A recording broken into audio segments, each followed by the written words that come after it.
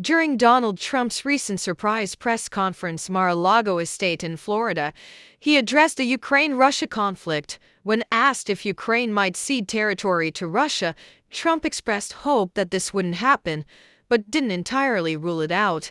He emphasized the need for diplomacy and negotiations to resolve the conflict. That some of the areas are already decimated. Do you believe that Ukraine should cede territory to Russia? Well, I'm going to let you know that after I have my first meeting. But a lot of that territory, when you look at what's happened to those, I mean, there are cities that there's not a building standing.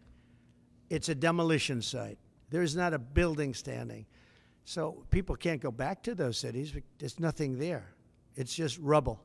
Just like when I knocked down a building in Manhattan, which is actually, this is worse, actually, because we do it step by step. This thing has just got demolished. And by the way, in those buildings are many people.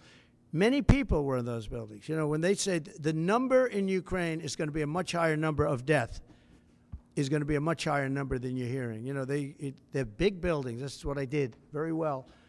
And these are very long buildings. They're 15 to 20 stories high. They're massive buildings. I was surprised at how big. And they're flattened like a pancake. One or two bombs hit them and they just collapse. And they'd say, nobody was hurt. Well, nobody knows who was in those buildings. There were a lot of people in those buildings. They're going to find that when they start doing the removal. Many more people are being killed in the Ukraine war with Russia than is being reported, and that includes soldiers.